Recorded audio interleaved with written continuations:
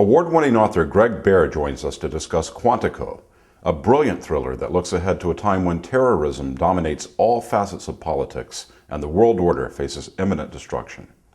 Thank you for joining us, Greg. My pleasure. Can you fill us in on the story of Quantico?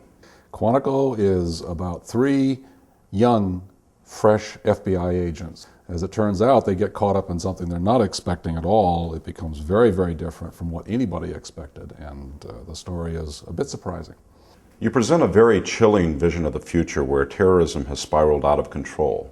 Quantico is a novel about bad rule, unintelligent politics, about parochial ideas of the world that get America into very deep trouble and cause us to lose blood and treasure, heroes and resources, and to spend them in the wrong ways. You describe some very real and tense situations in Quantico. How did you find out what it's like to be an FBI agent?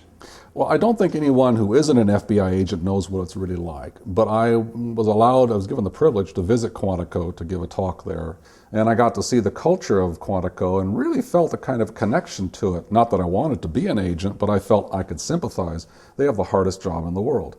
And so talking to the agents and asking questions and kind of, probing what their reactions were after, say, 20 years in the field, or 30 years even, I began to think I could write a novel about this. Can you describe the nature of the terrorist threat in your novel and how it affects the society in the future? I postulate that it is domestic, I postulate that it is amateur, and that it is very, very dangerous and an ongoing threat because of the possibility of biohackers, actually the reality of biohackers, people who let loose not just computer viruses perhaps, but real viruses, real bacteria, real microbe threats.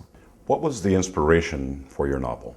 Unfortunately, the wrong personalities have been in charge of our conservative leadership, and we've gotten in trouble because of that. We have to think smarter and act smarter.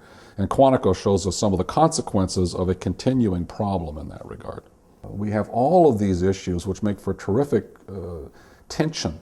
And if we're going to have a new kind of let's call it a new world disorder, then we need to have thrillers and novels that reflect that. We can't just keep going back nostalgically to the Cold War. It's a whole different world now. And why the book is entitled Quantico. Quantico is the quest for justice.